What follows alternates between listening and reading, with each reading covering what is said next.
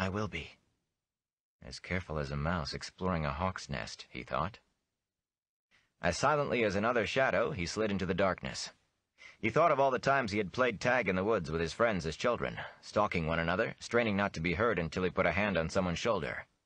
Somehow he could not make this seem the same. Creeping from tree to tree, he tried to make a plan, but by the time he reached the edge of the woods, he had made and discarded 10. Everything depended on whether or not the Trollocs were still there. If they were gone, he could simply walk up to the house and take what he needed. If they were still there, in that case, there was nothing for it but go back to Tam. He did not like it, but he could do Tam no good by getting killed. He peered toward the farm buildings. The barn and the sheep pen were only dark shapes in the moonlight. Light spilled from the front windows of the house, though, and through the open front door. Just the candles father lit. Or are there Trollocs waiting? He jumped convulsively at a nighthawk's reedy cry, then sagged against a tree, shaking. This was getting him nowhere. Dropping to his belly, he began to crawl, holding the sword awkwardly before him. He kept his chin in the dirt all the way to the back of the sheep pen. Crouched against the stone wall, he listened. Not a sound disturbed the night. Carefully, he eased up enough to look over the wall. Nothing moved in the farmyard. No shadows flickered against the lit windows of the house or in the doorway. Bella and the cart first, or the blankets and other things. It was the light that decided him. The barn was dark. Anything could be waiting inside, and he would have no way of knowing until it was too late. At least he would be able to see what was inside the house. As he started to lower himself again, he stopped suddenly. There was no sound. Most of the sheep might have settled down already and gone back to sleep, though it was not likely. But a few were always awake, even in the middle of the night, rustling about, bleating now and again. He could barely make out the shadowy mounds of sheep on the ground. One lay almost beneath him. Trying to make no noise, he hoisted himself onto the wall until he could stretch out a hand to the dim shape. His fingers touched curly wool, then wetness. The sheep did not move. Breath left him in a rush as he pushed back, almost dropping the sword as he fell to the ground outside the pen. They kill for fun. Shakily, he scrubbed the wetness from his hand in the dirt. Fiercely, he told himself that nothing had changed. The Trollocs had done their butchery and gone. Repeating that in his mind, he crawled on across the farmyard, keeping as low as he could, but trying to watch every direction, too. He had never thought he would envy an earthworm. At the front of the house, he lay close beside the wall, beneath the broken window, and listened. The dull thudding of blood in his ears was the loudest sound he heard. Slowly, he reared up and peered inside. The stew pot lay upside down in the ashes in the hearth. Splintered, broken wood littered the room. Not a single piece of furniture remained whole. Even the table rested at an angle, 2 legs hacked to rough stubs. Every drawer had been pulled out and smashed. Every cupboard and cabinet stood open, many doors hanging by one hinge. Their contents were strewn over the wreckage, and everything was dusted with white. Flour and salt, to judge from the slashed sacks tossed down by the fireplace. 4 twisted bodies made a tangle in the remnants of the furnishings. Trollocs. Rand recognized one by its ram's horns. The others were much the same, even in their differences. A repulsive melange of human faces distorted by muzzles, horns, feathers, and fur. Their hands, almost human, only made it worse. 2 wore boots, the others had hooves. He watched without blinking until his eyes burned.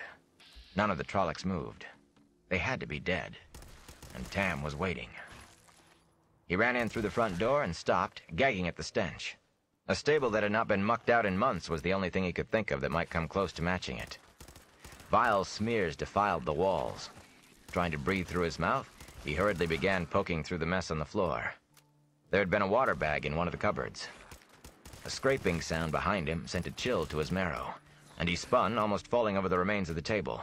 He caught himself and moaned behind teeth that would have chattered had he not had them clenched until his jaw ached.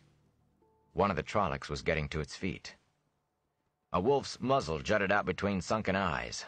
Flat, emotionless eyes, and all too human. Hairy, pointed ears twitched incessantly. It stepped over one of its dead companions on sharp goat hooves. The same black mail the others wore rasped against leather trousers, and one of the huge, scythe-curved swords swung at its side. It muttered something, guttural and sharp, then said, "Others go away. Narg stay. Narg smart. The words were distorted and hard to understand, coming from a mouth never meant for human speech. Its tone was meant to be soothing, he thought, but he could not take his eyes off the stained teeth, long and sharp, that flashed every time the creature spoke.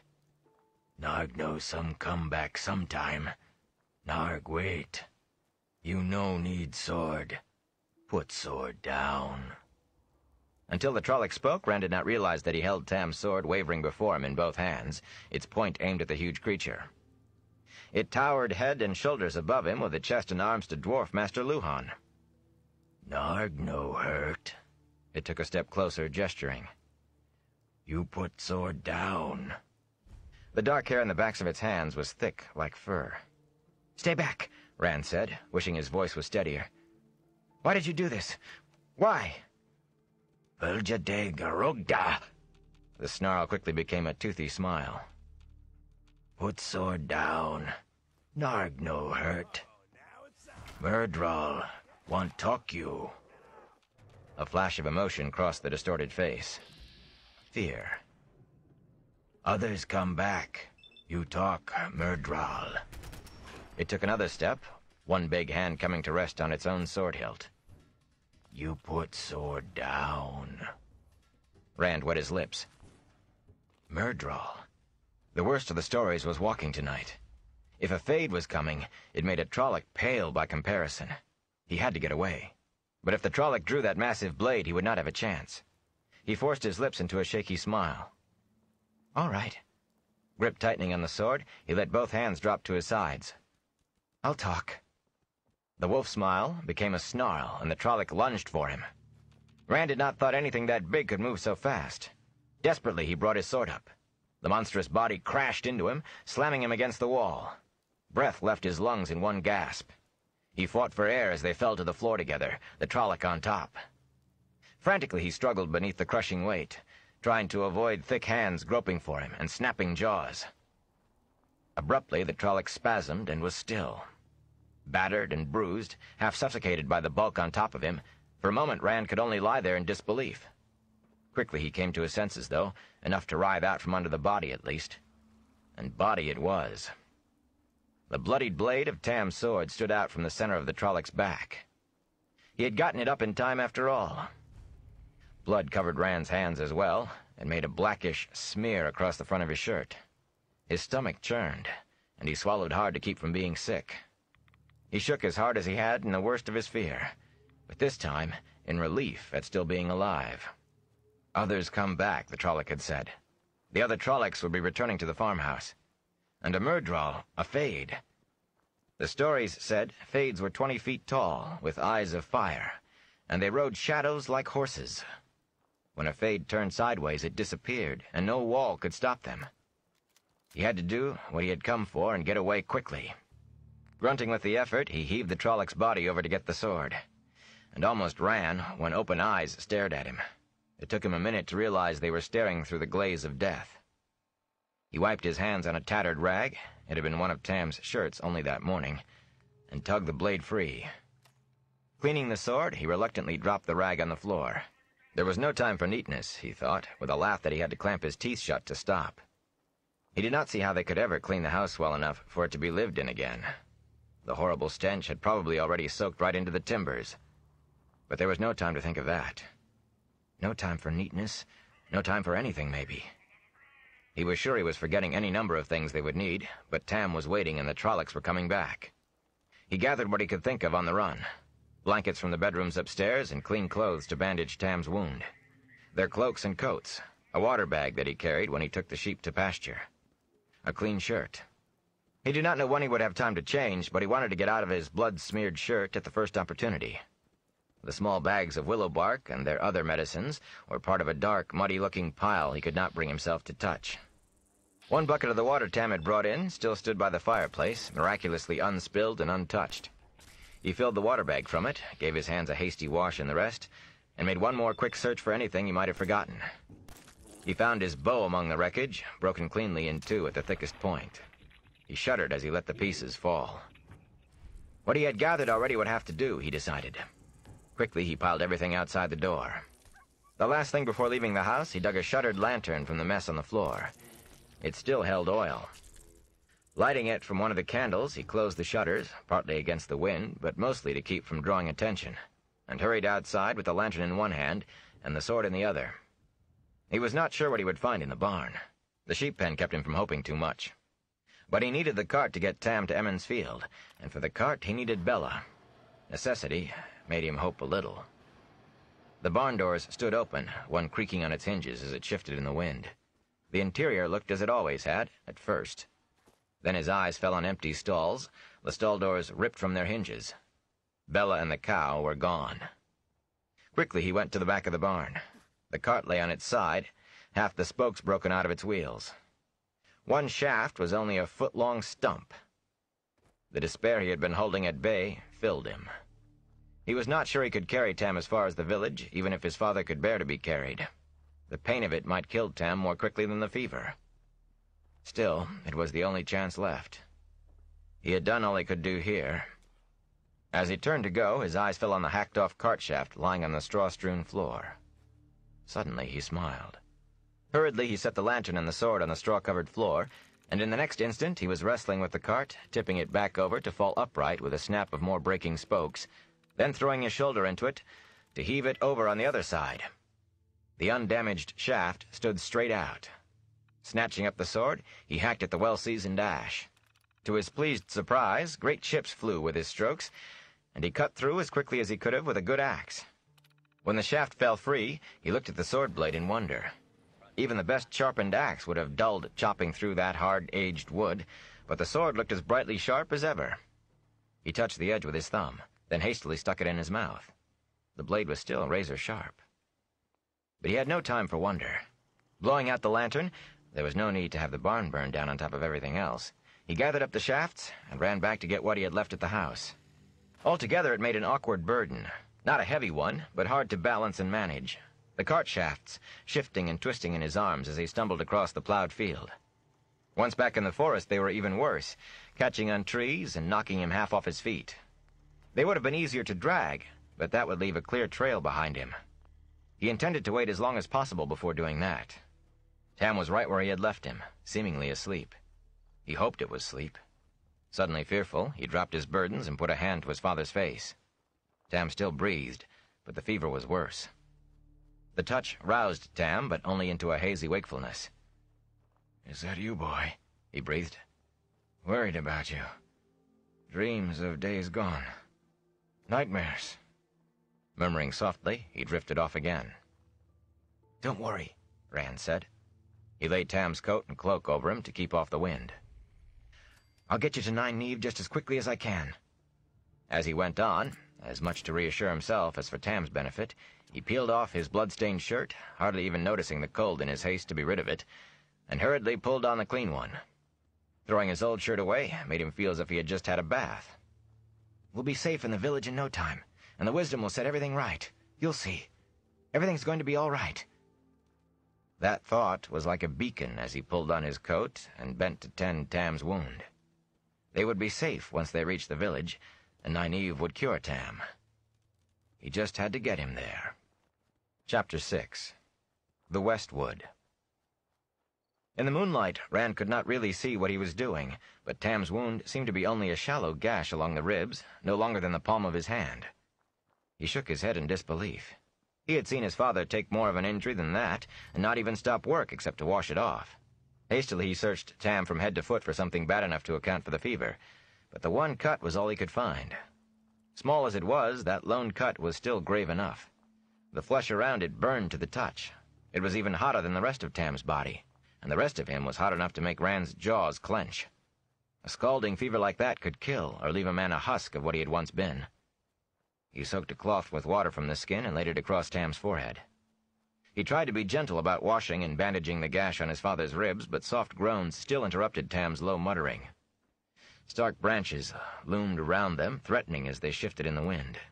Surely the Trollocs would go on their way when they failed to find Tam and him, when they came back to the farmhouse and found it still empty. He tried to make himself believe it, but the wanton destruction at the house, the senselessness of it, left little room for belief of that sort. Believing they would give up short of killing everyone and everything they could find was dangerous, a foolish chance he could not afford to take. Trollocs. Light above, Trollocs. Creatures out of the Gleeman's Tale coming out of the night to bash in the door. And a fade. Light shine on me, a fade. Abruptly he realized he was holding the untied ends of the bandage in motionless hands. Frozen like a rabbit that's seen a hawk's shadow, he thought scornfully. With an angry shake of his head, he finished tying the bandage around Tam's chest. Knowing what he had to do, even getting on with it, did not stop him being afraid. When the Trollocs came back, they would surely begin searching the forest around the farm for some trace of the people who had escaped them. The body of the one he had killed would tell them those people were not far off. Who knew what a fade would do, or could do?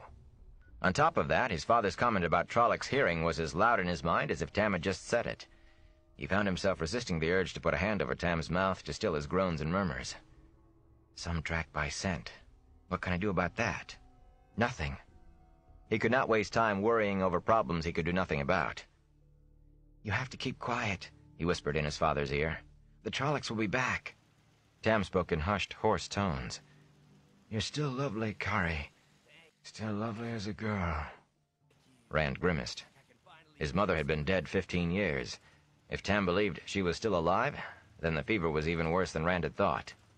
How could he be kept from speaking, now that silence might mean life? Mother wants you to be quiet, Rand whispered. He paused to clear his throat of a sudden tightness. She had had gentle hands. He remembered that much. Kari wants you to be quiet. Here, drink. Tam gulped thirstily from the water skin, but after a few swallows, he turned his head aside and began murmuring softly again, too low for Rand to understand. He hoped it was too low to be heard by hunting Trollocs, too. Hastily he got on with what was needed. 3 of the blankets he wove around and between the shafts cut from the cart, contriving a makeshift litter. He would only be able to carry one end, letting the other drag on the ground, but it would have to do. From the last blanket, he cut a long strip with his belt knife, then tied one end of the strip to each of the shafts. As gently as he could, he lifted Tam onto the litter, wincing with every moan. His father had always seemed indestructible. Nothing could harm him, nothing could stop him, or even slow him down. For him to be in this condition almost robbed Rand of what courage he had managed to gather. But he had to keep on. That was all that kept him moving. He had to. When Tam finally lay on the litter, Rand hesitated, then took the sword belt from his father's waist. When he fastened it around himself, it felt odd there. It made him feel odd. Belt and sheath and sword together only weighed a few pounds, but when he sheathed the blade, it seemed to drag at him like a great weight. Angrily, he berated himself. This was no time or place for foolish fancies. It was only a big knife. How many times had he daydreamed about wearing a sword and having adventures?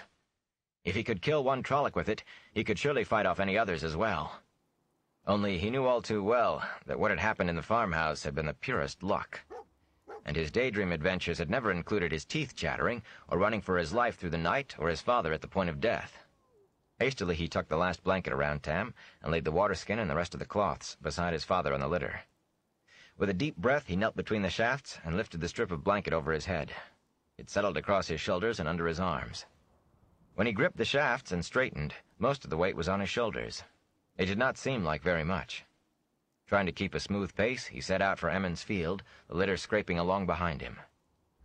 He had already decided to make his way to the quarry road and follow that to the village. The danger would almost certainly be greater along the road, but Tam would receive no help at all if he got them lost trying to find his way through the woods in the dark. In the darkness, he was almost out onto the quarry road before he knew it. When he realized where he was, his throat tightened like a fist. Hurriedly, he turned the litter around and dragged it back into the trees away, then stopped to catch his breath and let his heart stop pounding. Still panting, he turned east toward Emmons Field. Traveling through the trees was more difficult than taking Tam down the road, and the night surely did not help. But going out onto the road itself would be madness.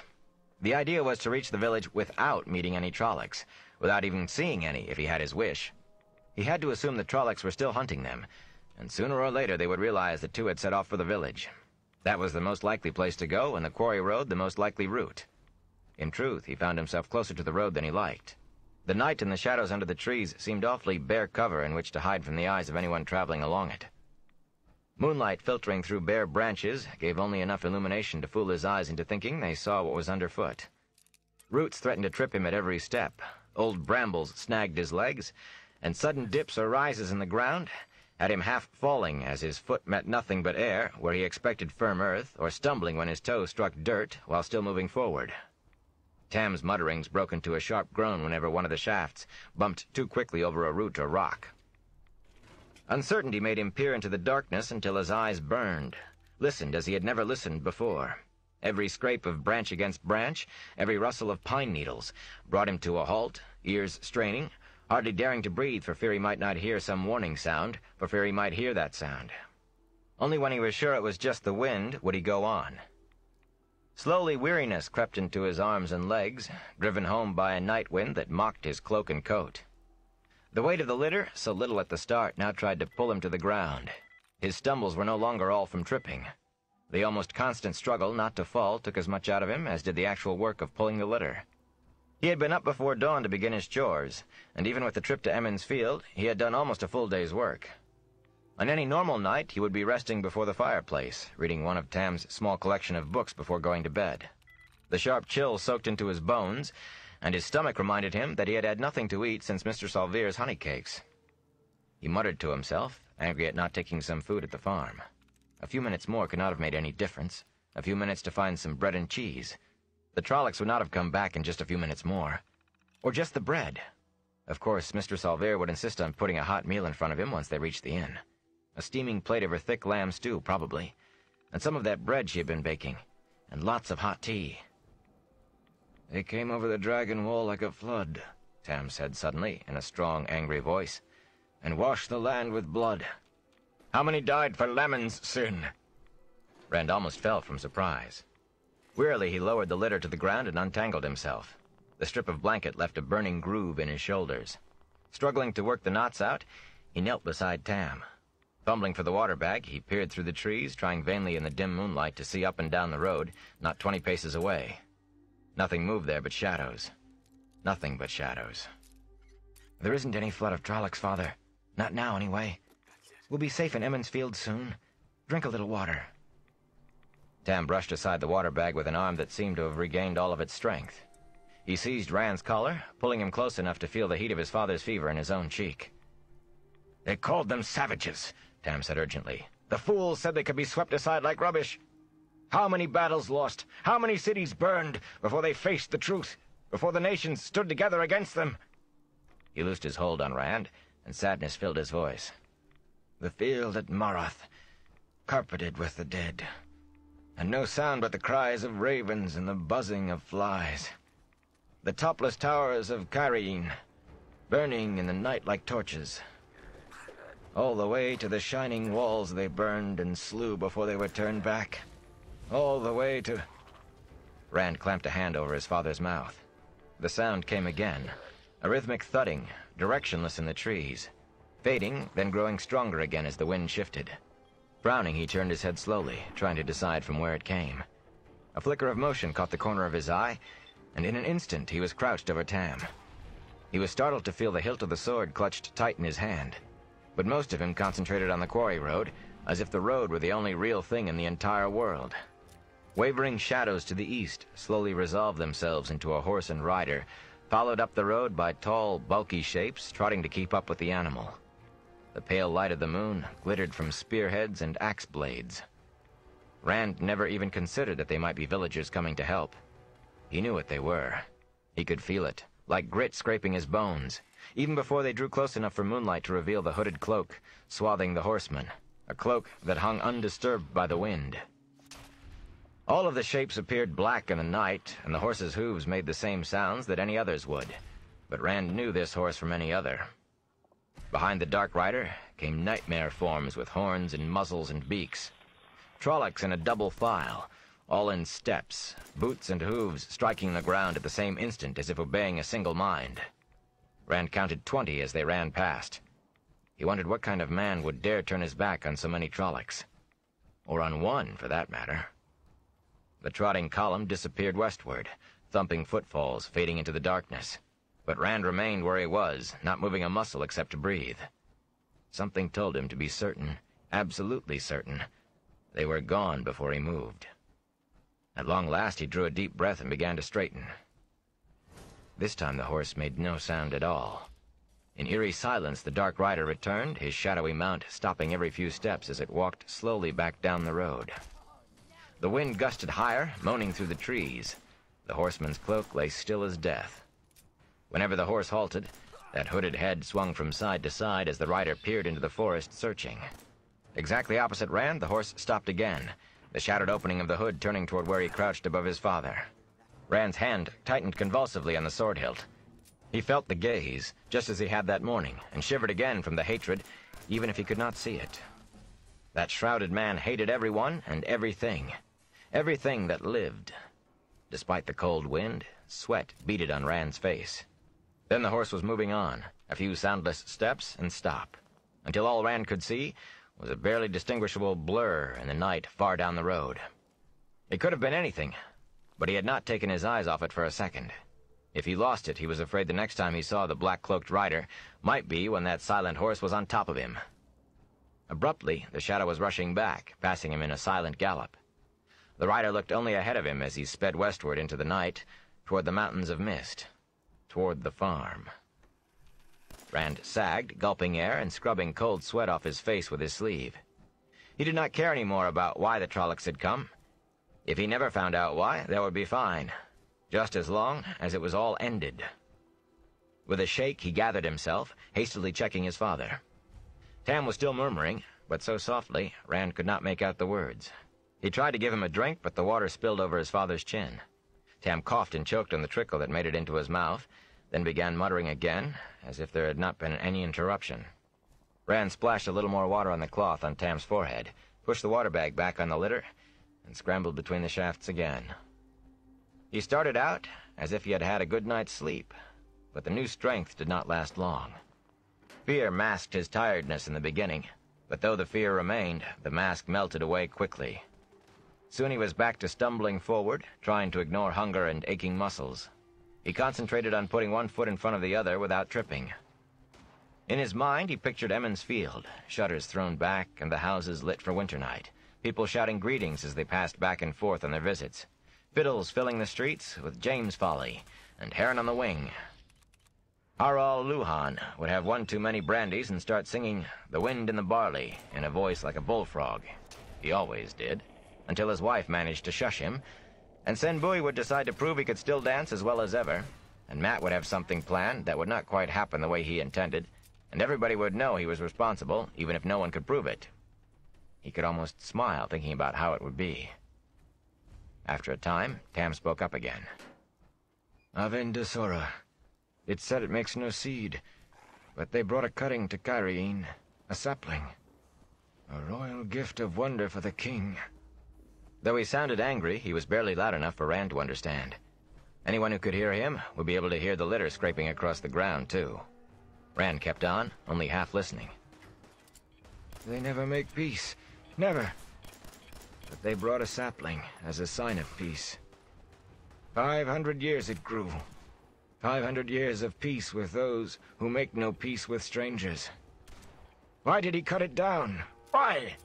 Blood was the price for Avendor Aldera. Blood the price for Lamin's pride. He faded off into muttering once more. Tiredly, Rand wondered what fever dream Tam could be having now. Aven de Sora? The Tree of Life was supposed to have all sorts of miraculous qualities, but none of the stories mentioned any sapling, or any they. There was only the one, and that belonged to the Green Man. Only that morning he might have felt foolish at musing over the Green Man and the Tree of Life. They were only stories. Are they? Trollocs were just stories this morning. Maybe all the stories were as real as the news the peddlers and merchants brought. All the gleemen's tales and all the stories told at night in front of the fireplace. Next he might actually meet the Green Man, or an Ogier giant, or a wild, black-veiled Aiel man. Tam was talking again, he realized, sometimes only murmuring, sometimes loud enough to understand. From time to time he stopped to pant for breath, then went on as if he thought he had been speaking the whole time. Battles are always hot, even in the snow. Sweat heat, blood heat. Only death is cool. Slope of the mountain. Only place didn't stink of death.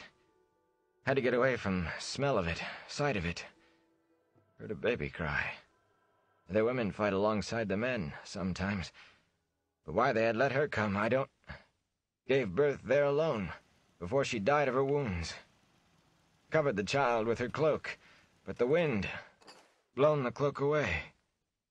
Child blew with the cold. Should have been dead, too, crying there. Crying in the snow. I couldn't just leave a child. No children of our own. Always knew you wanted children. I knew you'd take it to your heart, Kari. Yes, lass. Rand is a good name. A good name. Suddenly Rand's legs lost the little strength they had. Stumbling, he fell to his knees. Tam moaned with the jolt, and the strip of blanket cut into Rand's shoulders, but he was not aware of either. If a Trolloc had leaped up in front of him right then, he would have just stared at it. He looked over his shoulder at Tam, who had sunk back into wordless murmurs. Fever dreams, he thought dully. Fevers always brought bad dreams, and this was a night for nightmares, even without a fever. "You are my father," he said aloud, stretching back a hand to touch Tam, "and I am—" The fever was worse, much worse. Grimly he struggled to his feet. Tam murmured something, but Rand refused to listen to any more.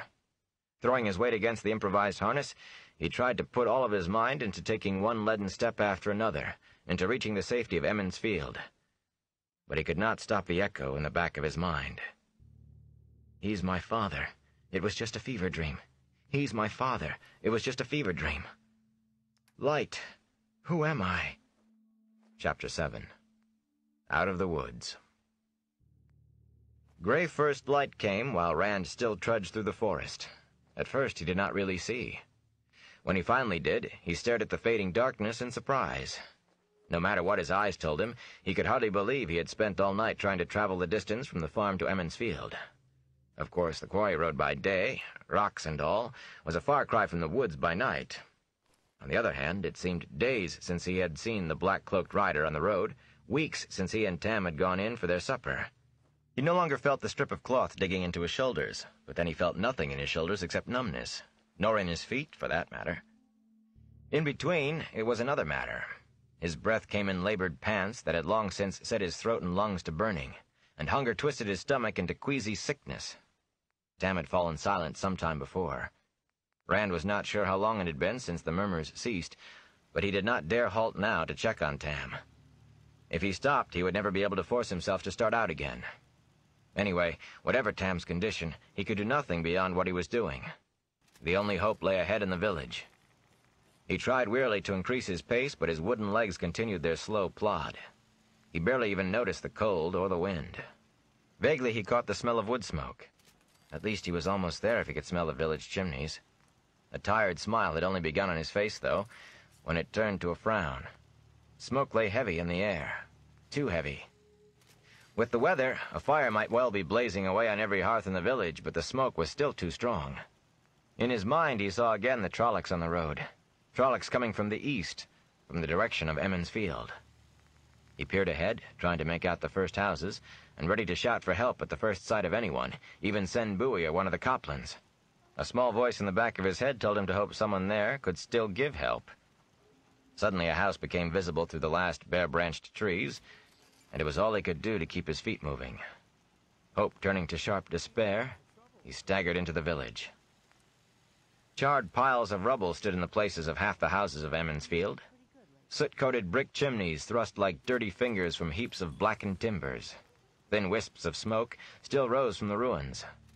Grimy-faced villagers, some yet in their night clothes, poked through the ashes, here pulling free a cookpot, there simply prodding forlornly at the wreckage with a stick.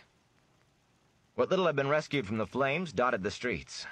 Tall mirrors and polished sideboards and high chests stood in the dust among chairs and tables, buried under bedding, cooking utensils, and meager piles of clothing and personal belongings. The destruction seemed scattered at random through the village.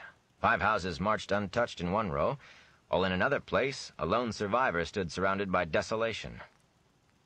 On the far side of the Wine Spring Water, the 3 huge Beltane bonfires roared, tended by a cluster of men.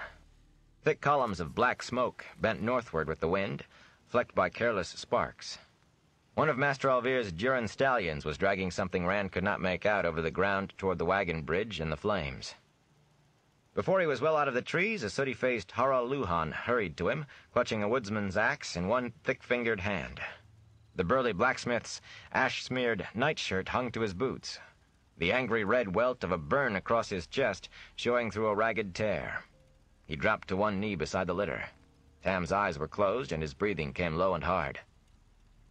"Frolics, boy?" Master Luhan asked in a smoke-hoarse voice. "Here too. Here too. Well, we may have been luckier than anyone has a right to be, if you can credit it. He needs the wisdom. Now, where in the light is she? Egwene!" Egwene, running by with her arms full of bedsheets torn into bandages, looked around at them without slowing. Her eyes stared at something in the far distance. Dark circles made them appear even larger than they actually were. Then she saw Rand and stopped, drawing a shuddering breath. "Oh no, Rand! Not your father! Is he... Come, I'll take you to Nynaeve." Rand was too tired, too stunned to speak. All through the night, Emond's Field had been a haven where he and Tam would be safe. Now all he could seem to do was stare in dismay at her smoke-stained dress. He noticed odd details as if they were very important. The buttons down the back of her dress were done up crookedly, and her hands were clean. He wondered why her hands were clean when smudges of soot marked her cheeks. Master Luhan seemed to understand what had come over him. Laying his axe across the shafts, the blacksmith picked up the rear of the litter and gave it a gentle push, prodding him to follow Egwene. He stumbled after her as if walking in his sleep.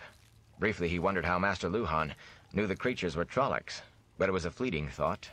If Tam could recognize them, there was no reason why Harald Luhan could not. "All the stories are real," he muttered. "So it seems, lad," the blacksmith said. "So it seems." Rand only half heard. He was concentrating on following Egwene's slender shape. He had pulled himself together just enough to wish she would hurry, though in truth she was keeping her pace to what the two men could manage with their burden. She led them halfway down the green to the Calder house. Char blackened the edges of its thatch, and smut stained the whitewashed walls. Of the houses on either side, only the foundation stones were left, and 2 piles of ash and burned timbers. One had been the house of Baron Thane, one of the miller's brothers. The other had been Abel Cothan's, Mat's father. Even the chimneys had toppled. "Wait here," Egwene said, and gave them a look as if expecting an answer. When they only stood there, she muttered something under her breath, then dashed inside. "Mat," Rand said. "Is he?" "He's alive," the blacksmith said. He set down his end of the litter and straightened slowly. "I saw him only a little while ago. It's a wonder any of us are alive. The way they came after my house in the forge, you'd have thought I had gold and jewels in there. Elsbeth cracked one's skull with a frying pan. She took one look at the ashes of our house this morning and set out hunting around the village with the biggest hammer she could dig out of what's left of the forge, just in case any of them hid instead of running away. I could almost pity the thing if she finds one." He nodded to the Calder house. "Mistress Calder and a few others took in some of those who were hurt, the ones with no home of their own still standing. When the Wisdom's seen Tam, we'll find him a bed. The inn, maybe. The mayor offered it already, but Nynaeve said the hurt folk would heal better if there weren't so many of them together." Rand sank to his knees. Shrugging out of his blanket harness, he wearily busied himself with checking Tam's covers. Tam never moved or made a sound, even when Rand's wooden hands jostled him. But he was still breathing, at least. My father. The other was just the fever talking. "What if they come back?" he said dully. "The wheel weaves as the wheel wills," Master Luhan said uneasily. "If they come back, well, they're gone now. So we pick up the pieces, build up what's been torn down." He sighed, his face going slack as he knuckled the small of his back. For the first time, Rand realized that the heavy-set man was as tired as he was himself, if not more so. The blacksmith looked at the village, shaking his head. "I don't suppose today will be much of a Beltane, but we'll make it through. We always have." Abruptly, he took up his axe, and his face firmed. "There's work waiting for me. Don't you worry, lad. The Wisdom will take good care of him, and the light will